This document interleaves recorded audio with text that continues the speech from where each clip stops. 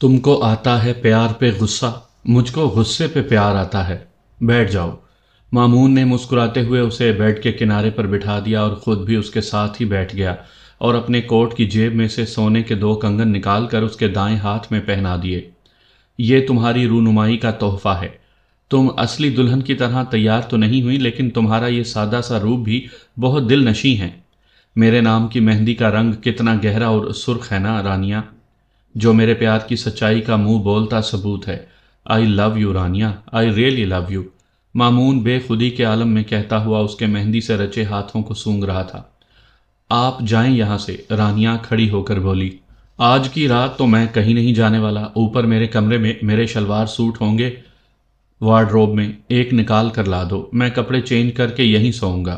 وہ اس کی بے حسی پر بھی مسکراتے ہوئے کہہ رہا تھا۔ خود ہی جا کر لے آئیں، میں اتنی رات کو اندھیرے میں اوپر نہیں جاؤں گی۔ رانیہ نے فوراً جواب دیا تو وہ ہنس پڑا۔ ابھی تو تم مجھے یہاں سے جانے کا کہہ رہی تھی اور اب خود اپنے گھر کے حصے میں جاتے ہوئے ڈر رہی ہو۔ آپ کو کیا تکلیف ہے؟ وہ جھلا کر بولی۔ مجھے تکلیف یہ ہے کہ تم اتنی حسین رات ضائع کر رہی ہو۔ کتنے خواب دیکھے تھے میں نے اس رات کے، دیکھو باہر چاند نکلا ہوا ہے ساری دنیا کے لیے، اور اندر یہ چاند صرف تمہارے لیے نکلا ہے، تمہیں اپنی چاندنی میں نہلانا چاہتا ہے اور تم۔ وہ کہتے کہتے خاموش ہو گیا اور حسرت و یاد سے اس کے چہرے کو تکنے لگا۔ وہ سٹ پٹا گئی اور نظریں چرا کے کمرے سے باہر نکل آئی۔ وہ جو کھانا لایا تھا رانیہ نے برتنوں میں نکال کر ٹرے میں سجایا اور اپنے کمرے میں لے گئی جہاں مامون براجمان تھا۔ رانیہ نے ٹرے میز پر رکھ دی۔ کھانا کھا لیجئے، تم بھی میرے ساتھ بیٹھ کر کھاؤ، مجھے بھوک نہیں ہے۔ کھانے کی بھوک بھی نہیں ہے؟ مامون کا جملہ اور لہجہ معنی خیز تھا۔ وہ شرم سے کٹ کر رہ گئی اور کمرے سے باہر نکل آئی۔ رانیہ ایسا مت کرو ورنہ میرے ساتھ تم خود کو بھی اذیت میں مبتلا کیے رکھو گی۔ مامون نے ایسے کہا جیسے وہ اس کے سامنے موجود ہو اور پھر بے دلی سے کھانا کھانے لگا۔ رانیہ رضیہ بیگم کے کمرے میں سونے کے لیے آ گئی تھی، مگر اسے ایک پل کو بھی نیند نہیں آئی تھی۔ وہ اسجد کے لیے، اماں اور ابا کے لیے روتی رہی تھی۔ مامون کی محبت کی اس کی نظر میں کوئی اہمیت نہیں تھی۔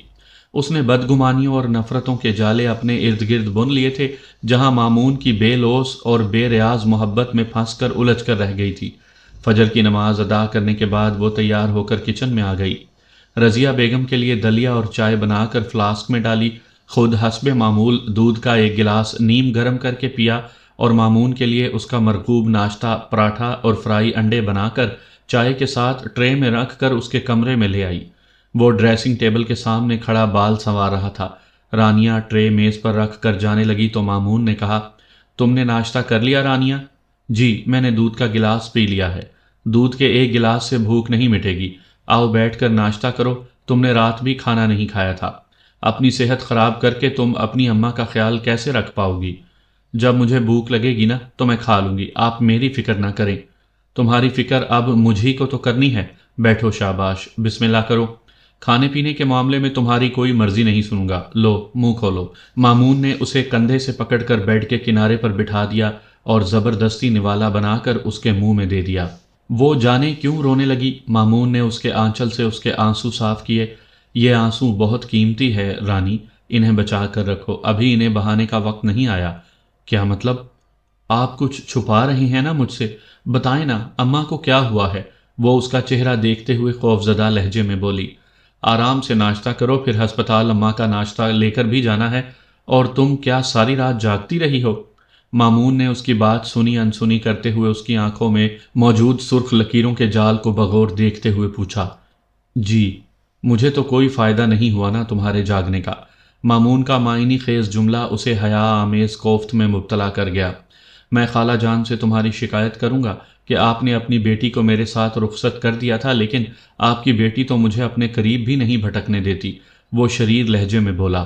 یہ بات آپ اماں سے کہیں گے؟ رانیہ نے شرم سے پانی پانی ہو کر کہا۔ بالکل، اس نے پراٹھے اور انڈے سے انصاف کرتے ہوئے کہا۔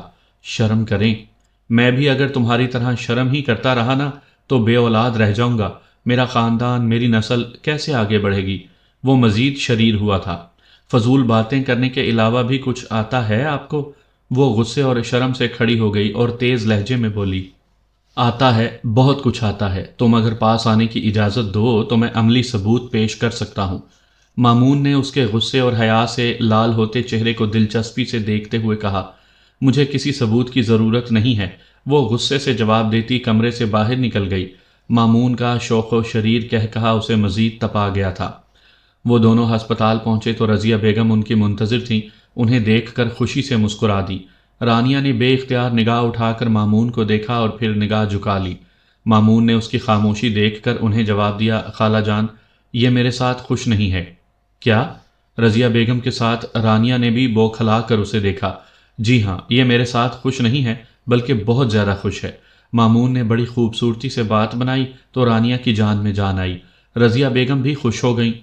یا اللہ تیرا شکر ہے، اب میں سکون سے مر تو سکوں گی۔ اللہ تم دونوں کو ہمیشہ شاد و آباد رکھے، تندرست رکھے۔ رضیہ بیگم نے دل سے انہیں دعا دی۔ مامون نے اس بار بھی دل سے آمین کہا تھا۔ تم نے اپنی ماں کی وصیت اور خواہش پر مجھ سے یہ پیپر میرج کر ہی لی ہے تو چند روز ان کے سامنے اس شادی سے خوش ہونے کی ایکٹنگ تو تمہیں کرنا ہی ہوگی، ورنہ انہیں تمہارے محفوظ مستقبل کی فکر پریشان کیے رکھے گی۔ مامون نے کمرے سے باہر آ کر رانیہ سے نہایت ہی سنجیدہ لہجے میں کہا اور رضیہ بیگم کے کسی کام سے چلا گیا۔ چند روز، رانیہ اس کے اس لفظ پر اٹک کر رہ گئی تھی۔ رضیہ بیگم کی طبیعت سنبھل نہیں رہی تھی۔ وہ تو بس رانیہ کی شادی کی خوشی میں خود کو سنبھالے ہوئے تھیں۔ رضیہ بیگم نے وکیل کے ذریعے اپنی وصیت لکھوائی تھی۔ امجد ہاؤس رضیہ بیگم کے نام تھا، جو انہوں نے قانونی طور پر رانیہ کے نام کر دیا تھا، اور امجد علی مرحوم کا جنرل سٹور بیچ کر اس کی رقم رانیہ کے نام بینک میں جمع کرانے کی قانونی طور پر وصیت کر دی تھی۔ وہ نہیں چاہتی تھی کہ رانیہ اپنے سسرال خالی ہاتھ جائے۔ 7 مرلے کا 2 منزلہ مکان اور جنرل سٹور کی قیمت بہت تھی، مامون جیسے امیر گھر کے داماد کے لیے۔ مامون کو رانیہ کی جائیداد سے کوئی غرض نہیں تھی۔ رضیہ بیگم کی بیٹی ہونے کے ناطے وہ ان کی قانونی وارث تھی، اس لیے یہ پراپرٹی رانیہ کو ہی ملنی تھی۔ اسجد کی نافرمانی اور بے رخی کی بدولت اسے جائیداد میں سے کچھ نہیں دیا گیا۔ ویسے بھی وہ بہت دولت مند بن گیا تھا۔ اس نے تو ماں باپ اور بہن سے ہر تعلق اور رابطہ تک توڑ لیا تھا، اس لیے رضیہ بیگم نے اسے اس مختصر جائیداد میں سے حصہ دینا ضروری نہیں سمجھا تھا۔ مجید ماموں اور حمید نے اگلے دن رخسانہ مجید کو رانیہ اور مامون کے نکاح کی اطلاع دی تھی، جسے سن کر پہلے تو انہیں یقین ہی نہیں آیا، اور جب دونوں نے رانیہ کے نکاح میں بطور گواہ شریک ہونے کا بتایا تو وہ آگ بگولا ہو گئیں، کیونکہ اب وہ رانیہ کو اپنی بہو بنا کر گھر اور جنرل سٹور اپنے نام کرانے کے خواب دیکھ رہی تھی۔ پل پل نئی نئی سازشیں ان کے دماغ میں پلتی اور پنپتی رہتی تھیں۔ اپنی اس سازش کی ناکامی پر وہ تل ملا رہی تھی، سیدھی ہسپتال جا پہنچی۔ تمہیں کچھ خبر بھی ہے؟ مامون کے گھر والوں نے تمہیں تمہارے گھر اور دکان کی وجہ سے قبول کرنے کی حامی بھری تھی۔ وہ تمہارے ذریعے تمہارا گھر مامون کے نام کرا کے تمہیں چلتا کریں گے۔ رخسانہ مجید نے رانیہ کو باہر لان میں لے جا کر رازداری سے بتایا۔ لیکن ان کے پاس کس چیز کی کمی ہے جو وہ میری جائیداد لیں گے؟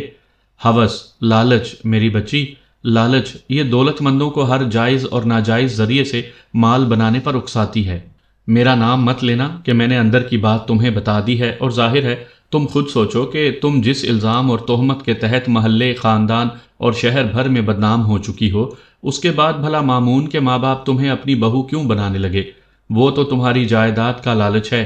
انہیں وہ ہتھیا کر وہ لوگ تمہیں دودھ میں سے مکھی کی طرح نکال پھینکیں گے۔ ہائے میری یتیم رانیہ، میرے بس میں ہو تو میں تجھے ہر دکھ سے بچا لوں۔ رخسانہ مجید نے سنجیدگی سے کہا، آخر میں باقاعدہ آنسو لا کر اسے اپنے ساتھ لگا لیا تھا۔ رانیہ کے وجود میں نفرت کی چنگاریاں پھر سے بھڑک اٹھی تھیں۔ رانیہ جلدی آؤ، خالہ جان کی حالت بگڑ رہی ہے۔ مامون کی آواز پر وہ چونک کر پلٹی اور تیزی سے بھاگتی ہوئی وارڈ میں داخل ہوئی۔ رضیہ بیگم کی سانسیں اکھڑ رہی تھیں۔ ڈاکٹر وزیر علی انہیں آکسیجن لگا رہے تھے۔ مامون اور رانیہ ساتھ ساتھ کھڑے تھے۔ مامون کو انہوں نے ہاتھ کے اشارے سے اپنے پاس بلایا۔ جی خالہ جان۔ مامون فوراً قریب آ گیا۔ رضیہ بیگم نے نہ جانے ٹوٹتی سانسوں کے بیچ اس سے کیا کہا تھا کہ اس نے اثبات میں سر ہلایا اور پھر رانیہ کا ہاتھ تھام کر ان کے قریب کھڑا ہو گیا۔ رضیہ بیگم نے مسکرا کر ان دونوں کو الوداعی نظروں سے دیکھا اور پھر دھیرے دھیرے آنکھیں موند لی۔ وہ ابدی نیند سو گئی تھی، لیکن ان کے ہونٹوں پر ایک آسودہ مسکراہٹ تھی جو کسی یقین اور اطمینان کے بعد ہی انسان کو میسر آتی ہے۔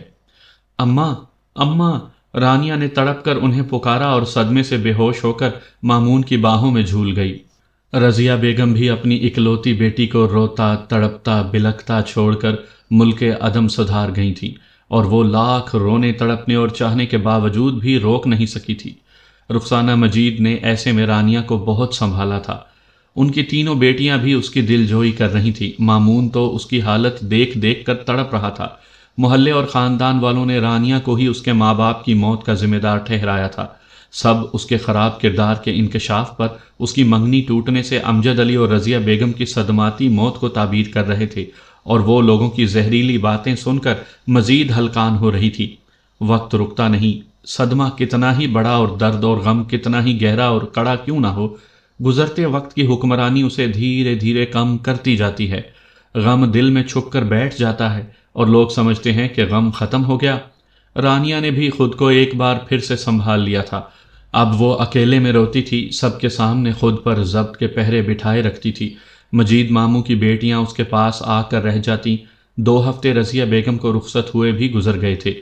ٹرن ٹرن ٹیلی فون کی گھنٹی بجی تو رانیہ نے اٹھ کر رسیور اٹھا لیا۔ ہیلو رانیہ؟ جی، میں مامون کی ممی بات کر رہی ہوں۔ دوسری جانب سلمہ بیگم بول رہی تھی۔ السلام علیکم آنٹی۔ وعلیکم السلام، کیسی ہو؟ جی ٹھیک ہوں۔ مامون تمہاری طرف تو نہیں آیا ہوا؟ جی نہیں۔ یہ بتاؤ اب تمہارے ارادے کیا ہیں؟ میں سمجھی نہیں آنٹی۔ تو میں تمہیں سمجھا دیتی ہوں۔ سنو لڑکی، میرے بیٹے کا پیچھا چھوڑ دو، اسے تمہارے سوا کچھ سوجتا ہی نہیں ہے۔ میں تم جیسی لڑکی کو اپنی بہو نہیں بنا سکتی۔ ایک عزت ہی تو ہوتی ہے لڑکی کے پاس، تمہارے پاس تو وہ بھی نہیں ہے۔ مجھے کوئی شوق نہیں ہے زمانے بھر میں بدنام ہونے والی لڑکی کو اپنے گھر کی زینت بنانے کا۔ میرے بیٹے کو اپنی محبت کے جال میں پھنسا کر تم کیا سمجھتی ہو؟ میں کچھ نہیں سمجھتی، اپنے بیٹے کو سنبھال کر رکھیں اپنے پاس، رانیہ نے غصے سے ان کی بات کاٹتے ہوئے کہا اور رسیور پٹخ دیا۔ ایکسٹینشن پر رخسانہ مجید ان کی گفتگو سن چکی تھی اور دل ہی دل میں خوش ہو رہی تھی کہ ان کا کام آسان ہو رہا ہے۔ رانیہ بیٹی، اب میں چلتی ہوں، گھر میں 100 کام ہیں کرنے والے، رخسانہ مجید نے کمرے میں آ کر پیار سے کہا۔ ٹھیک ہے مومانی، آپ جائیں۔ آپ بھی کب تک میری وجہ سے اپنا گھر بار چھوڑ کر یہاں بیٹھی رہیں گی؟ رانیہ نے مدھم آواز میں کہا۔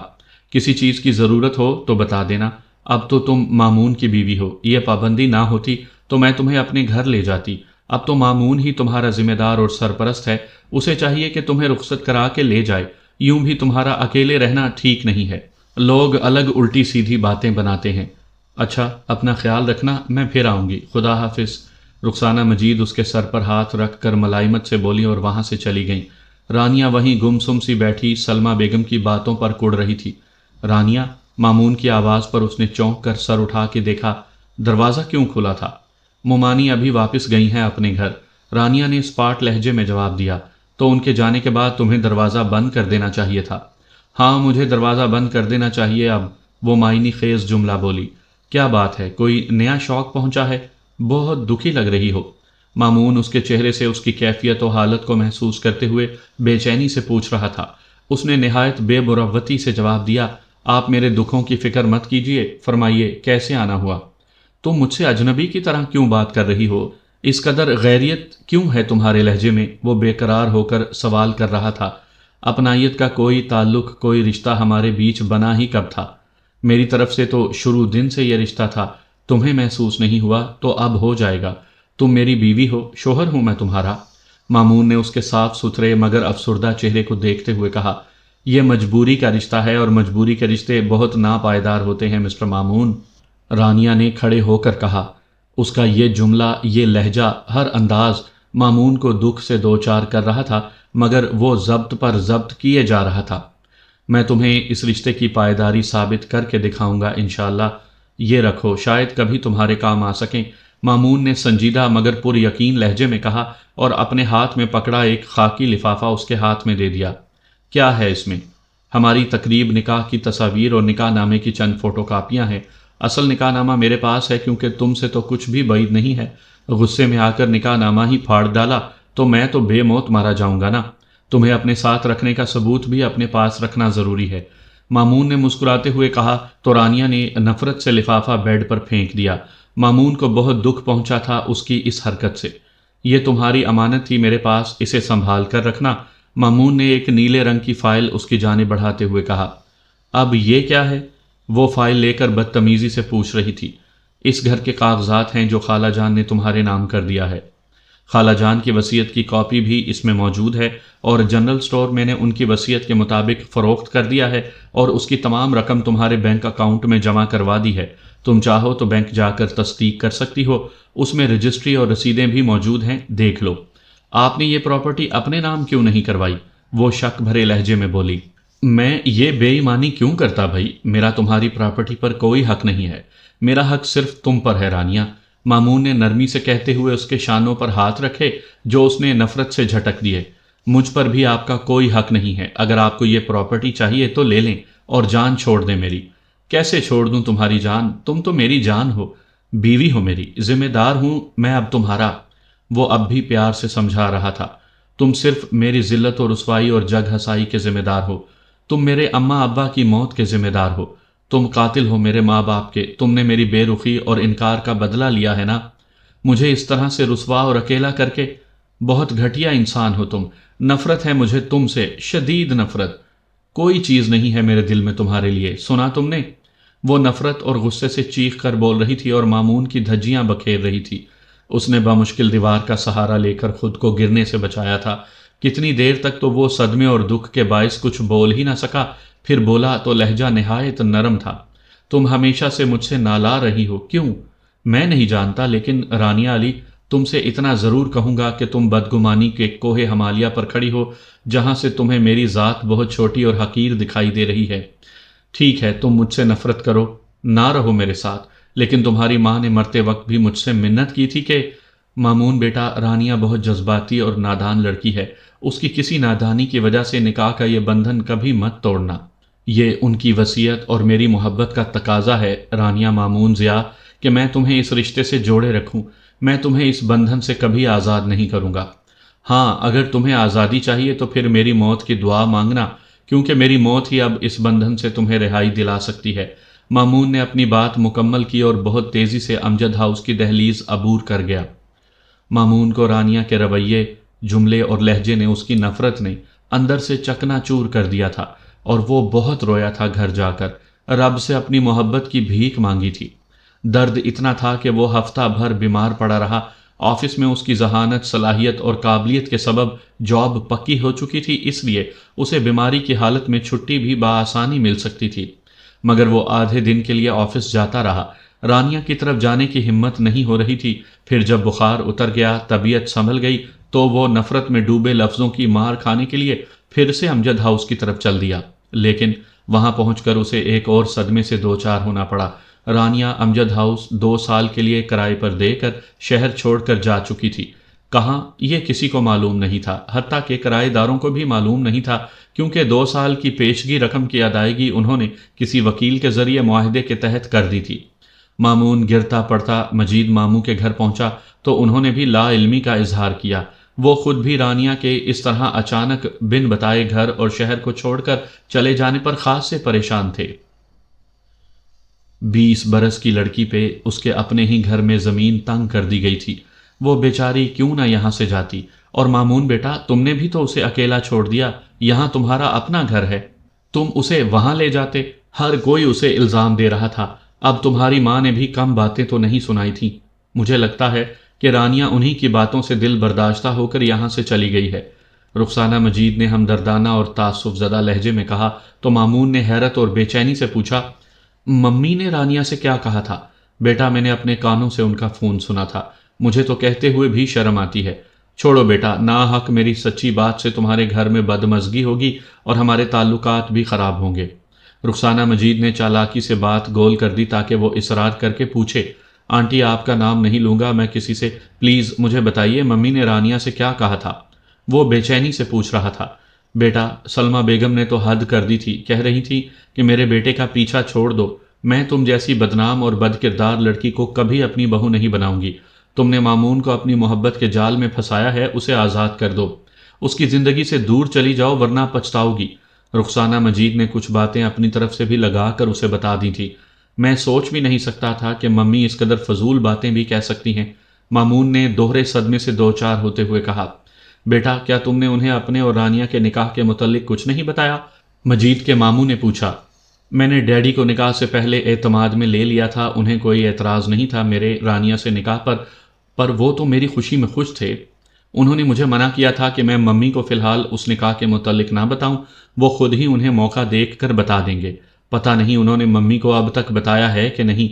رانیہ ممی کی وجہ سے گھر چھوڑ گئی ہے، مائی گاڈ، مامون نے دکھ سے کہتے ہوئے اپنا سر پکڑ لیا۔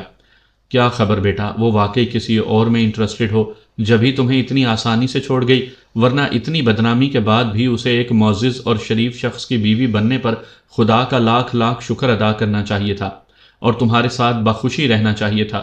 رخسانہ مجید نے سنجیدگی سے کہا تو شبانہ نے بھی اپنی موجودگی کا احساس دلاتے ہوئے کہا، اور امی، رانیہ کے ہمسائے بتا رہے تھے کہ وہ کسی نوجوان کے ساتھ لمبی سی گاڑی میں بیٹھ کر گئی ہے، پتہ نہیں وہ کون تھا۔ اب تو محلے والے رانیہ کو اور زیادہ برا کہہ رہے ہیں کہ ماں باپ کے مرتے ہی اسے اپنی آوارگیوں کے لیے، عیاشیوں کے لیے آزادی مل گئی تھی، جبھی تو اپنے کسی آشنا کے ساتھ چلی گئی۔ توبہ توبہ، میں چلتا ہوں۔ مامون سے مزید برداشت نہ ہوا تو اٹھ کھڑا ہوا اور پھر ان کے لاکھ روکے سے بھی نہیں رکا۔ 3 دن بعد مامون کو ایک لفافہ ڈاک کے ذریعے موصول ہوا۔ اس نے لفافہ کھول کر دیکھا تو اس میں رانیہ کی 3-4 تصویریں بھی موجود تھیں۔ اس کے ساتھ نہ جانے کون لڑکے تھے، بہت ہی بیہودہ پوز میں کھینچی گئی تھیں یہ تصاویر۔ مامون کا پورا بدن آگ کی طرح سلگنے لگا تھا۔ وہ بہت غور سے چاروں تصویریں دیکھ رہا تھا کہ اچانک چونک گیا اور پھر ایک ایک کر کے ساری تصویریں دیکھنے کے بعد اسے بے اختیار ہنسی آ گئی۔ رخسانہ مجید نے رانیہ کی کسی کالج کے فینسی ڈریس شو میں دلہن کا روپ دھارنے والی جو تصویر بیگم صغیر کو دکھائی تھی، وہی تصویر مامون رانیہ کے کمرے میں اس کی البم میں بھی دیکھ چکا تھا، اور تصویر کے پیچھے لکھی تحریر بھی اس نے پڑھی تھی۔ وہی تصویر ان تصویروں میں بھی موجود تھی، جس سے مامون کو یقین ہو گیا تھا کہ یہ ضرور کسی کی شرارت ہے اور باقی تصویریں بھی جعلی ہیں۔ اس نے وہ تصویریں چولہے پر رکھ کر جلا دیں۔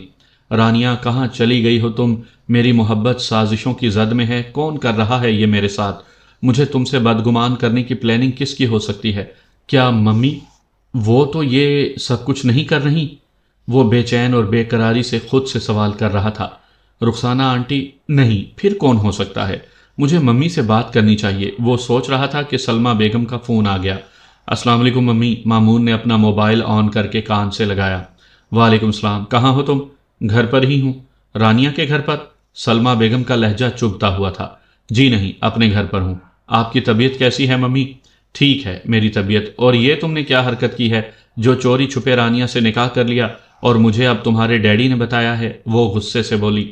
کیونکہ اس وقت ہمیں معلوم تھا کہ آپ انکار کر دیں گی، نہیں مانیں گی۔ وہ افسردگی سے بولا تو انہوں نے غصیلے لہجے میں کہا، مانوں گی تو میں اب بھی نہیں، میں اس آوارہ لڑکی کو اپنے گھر میں قدم بھی نہیں رکھنے دوں گی۔ سنا تم نے؟ فوراً سے پہلے اسے طلاق دے دو۔ سوری ممی، میں آپ کی یہ خواہش پوری نہیں کر سکتا۔ اور آپ نے رانیہ کو فون کیا تھا نا ممی؟ اس نے شکایت کی ہوگی، سلمہ بیگم نے کہا۔ اس نے تو کچھ بھی نہیں کہا اور اپنا گھر اور شہر چھوڑ کر نہ جانے کہاں چلی گئی ہے۔ آپ خوش ہو جائیے ممی، رانیہ مجھے چھوڑ گئی ہے، یہی چاہتی تھی نا آپ؟ مامون نے دکھی لہجے میں کہا۔ وہ ایسے کیسے جا سکتی ہے؟ سلمہ بیگم نے سکون کا سانس لے کر پوچھا۔ وہ چلی گئی ہے اور کسی کو کچھ معلوم نہیں ہے کہ وہ کہاں گئی ہے۔ تو اب تم اسی بات سے اندازہ لگا لو کہ وہ کس کردار کی مالک ہے۔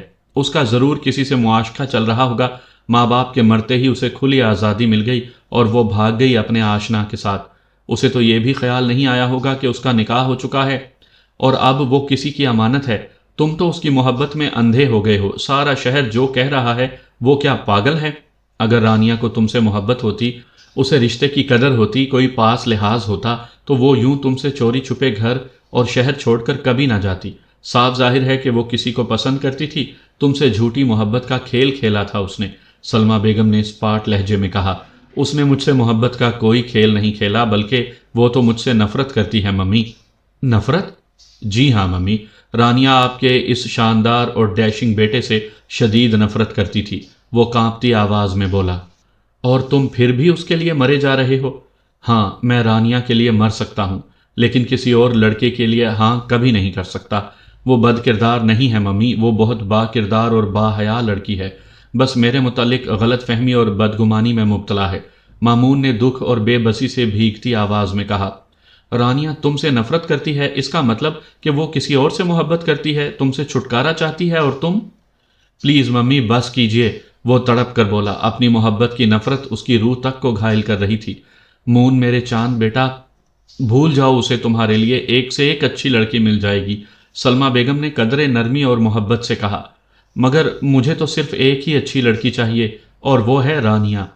وہ اچھی لڑکی نہیں ہے، سلمہ بیگم نے کہا، لہجہ غسیلا اور تیز تھا۔ مامون نے تڑپ کر موبائل آف کر دیا۔ کیا یہ سب لوگ صحیح کہہ رہے ہیں؟ کیا رانیہ واقعی بری لڑکی ہے؟ کیا وہ کسی اور کو چاہتی ہے اور اسی کے ساتھ گئی ہے؟ مجھ سے نکاح کے باوجود کسی اور کے ساتھ چلی گئی؟ نہیں نہیں، میری محبت اتنی بری تو نہیں ہو سکتی۔ وہ نہیں ہے بد کردار، نہیں ہے۔ مامون خود سے سوال جواب کرتا بچوں کی طرح پھوٹ پھوٹ کر رو دیا۔ وقت کا پنچھی اپنے پروں میں 3 سال سمیٹ کر لے گیا۔ مامون ضیاء کی زندگی کے قیمتی 3 برس رانیہ کی یادوں سے آباد گزرے تھے۔ ایک لمحہ بھی اس دوران ایسا نہیں آیا کہ وہ رانیہ کو، اس کی معصوم اور من موہنی صورت کو بھلا پایا ہو۔ سب گھر والے اسے شادی کے لیے آمادہ کرنے کی کوشش کر کر کے تھک گئے تھے، مگر اس کا ایک ہی جواب تھا کہ شادی تو میری رانیہ سے ہو چکی۔ اکثر راتوں کی تنہائی کے گھپ اندھیرے میں رانیہ کی جدائی کا درد بڑھ جاتا تو وہ بے اختیار اشک بار ہو جاتا۔ دعاؤں میں رب سے اس کی واپسی کی، اس کے ملن کی، اس کے پیار و اعتبار بھرے ساتھ کی فریاد اور درخواست کیا کرتا تھا۔ اور رانیہ شہر چھوڑ کر اپنی کالج کی پرنسپل فرحت نسیم کی بہن مدت نسیم کے پاس اسلام آباد آ گئی تھی۔ وہیں وہ ان کی اینیکسی میں پیئنگ گیسٹ کی حیثیت سے رہنے لگی اور ساتھ ہی ان کے اسکول میں جاب بھی شروع کر دی تھی۔ فرحت نسیم نے مدت نسیم کو رانیہ کی دکھ بھری کہانی سنا دی تھی، اس لیے انہیں رانیہ سے دلی ہمدردی تھی۔ وہ اسے چھوٹی بہنوں کی طرح سمجھتی تھیں۔ رانیہ نے زندگی کے دکھوں اور غموں کو بھلانے کے لیے اپنی تعلیم بھی ساتھ ساتھ جاری رکھتے ہوئے بی ایڈ اور ایم اے کا امتحان پاس کر لیا تھا۔ اس کی تنخواہ میں بھی اضافہ ہو گیا تھا۔ 2 ماہ پہلے اسے مدت نسیم کی اینیکسی سے فلیٹ میں شفٹ ہونا پڑا تھا، کیونکہ مدت نسیم کے دیور اپنے بیوی اور اپنے بچوں کے ساتھ وہاں رہنے کے لیے آ گئے تھے۔ فلیٹ کا 6 ماہ کا کرایہ رانیہ نے ایڈوانس دے دیا تھا۔ امجد ہاؤس کا کرایہ بھی وہ اب فلیٹ کے کرائے میں دینے کے لیے استعمال کر رہی تھی، ورنہ اب تک وہ رقم بینک اکاؤنٹ میں جمع تھی۔ آس پاس کے فلیٹوں میں رہنے والوں سے رانیہ کی بس اسکول آتے جاتے ہی راستے میں سلام دعا ہوتی تھی، اسی لیے اسے ان لوگوں کے مزاج کا علم نہیں ہو سکا تھا کہ وہ لوگ کیسے ہیں۔ البتہ ان لوگوں کو ضرور تجسس رہتا تھا کہ یہ حسین و جمیل لڑکی کون ہے اور یہاں کیوں اکیلی رہتی ہے، کہاں سے آئی ہے، کیوں آئی ہے، وغیرہ وغیرہ۔ رانیہ نے خود کو لاکھ مصروف کر لیا تھا، لیکن مامون ضیاء اسے بھی بھولا نہیں تھا۔ جس طرح مامون کو اس کے ساتھ بیتا ہر لمحہ یاد تھا، اسی طرح وہ بھی ان لمحوں کو فراموش نہیں کر پائی تھی۔ رات کو جب بھی سونے کے لیے لیٹتی، مامون آنکھوں میں نیند کی جگہ آ بستا اور اسے حیرت ہوتی تھی اپنے آپ پر کہ اب اسے مامون سے پہلے کی طرح نفرت بھی محسوس نہیں ہوتی تھی۔ شاید گزرے وقت نے اس کا غصہ ٹھنڈا کر دیا تھا۔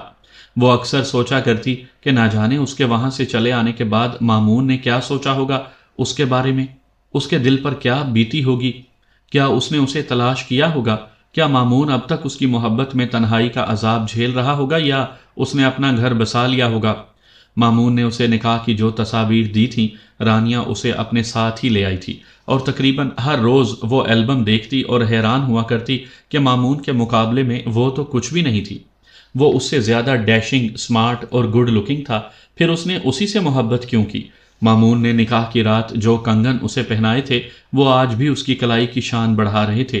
اسے ایک لمحے کو بھی یہ کنگن خود سے الگ کرنے کا خیال نہیں آیا۔ وہ جب بھی یہ کنگن اپنی کلائی میں گھماتی اسے سرگوشی سی سنائی دیتی، کاش میں تیرے حسین ہاتھ کا کنگن ہوتا۔ مامون کی پیار بھری شریر اور شوخ جسارتیں اسے یاد آتی تو جانے کیوں اس کے اندر اداسیوں کے قافلے اترنے لگتے۔ کیوں مامون ضیاء، کیوں یاد آتے ہو مجھے؟ رانیہ خود سے الجھتی اور اسے ایسے مخاطب کر کے کہتی جیسے وہ سامنے کھڑا سن رہا ہو۔ مدت نسیم اسے بارہا مامون سے رابطے کے لیے کہہ چکی تھی، اسے سمجھا چکی تھی کہ مامون اس سے سچی محبت کرتا ہے، مگر وہ اسے خود چھوڑ کر آئی تھی۔ اب خود سے رابطہ کرنا اسے گوارا نہ تھا اور وہ اس کو مجرم سمجھتی تھی اپنی سیرت و کردار کا۔ وہ بھلا اسے کیسے معاف کر دیتی؟ وہ 30 برس کی ہوئی تھی اور پوری عمر تنہا کاٹنا اکیلی لڑکی کے بس کی بات نہیں تھی۔ مدت نسیم اسے سمجھاتی تھی۔ جب سے وہ فلیٹ میں شفٹ ہوئی تھی تب سے ان کی نصیحتیں زور پکڑتی جا رہی تھیں۔ انہیں رانیہ کے اکیلے رہنے کی وجہ سے ہر وقت اس کی فکر لگی رہتی تھی۔ ایک دن رانیہ اسکول کے لیے فلیٹ سے باہر نکلی تو ایک آوارہ مزاج لڑکے نے اس کا راستہ روک لیا۔ یہ صبح سویرے تم بن ٹھن کر کہاں جاتی ہو؟ لڑکے نے خباثت سے پوچھا۔ تم سے مطلب؟ رانیہ نے اپنی گھبراہٹ پر قابو پا کر سختی سے کہا۔ مطلب پورا کرو تو ابھی بتا دوں، سنا ہے اکیلی رہتی ہو، تنہا ہو، کہو تو میں آ جایا کروں، رات کو تمہاری تنہائی دور ہو جائے گی اور میری بے قراری، بولو منظور ہے؟ اس لڑکے نے کمینگی سے کہا۔ اس کی آنکھوں میں شیطانیت ٹپک رہی تھی۔ رانیہ کو پہلی بار ایسی صورتحال سے واسطہ پڑا تھا، اس کے تو رونگٹے کھڑے ہو گئے تھے۔ اپنے لیے اپنی جیسی آوارہ اور بے حیا لڑکی تلاش کرو، ہٹو میرے راستے سے۔ وہ غصے سے بولتی اسے دھکا دے کر تیزی سے آگے بڑھ گئی۔ وہ لڑکا کمینگی سے کہا لگا کر ہنس پڑا۔ رانیہ کو اس وقت رونا آ رہا تھا، مگر ضبط کرتی ہوئی جیسے تیسے اسکول پہنچ گئی۔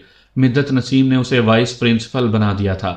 وہ سیدھی مدت نسیم کے آفس میں گئی تھی۔ مدت نسیم ابھی پہنچی تھی۔ اس کی حواس باختہ صورت دیکھ کر فکر مندی سے اس کی طرف بڑھی۔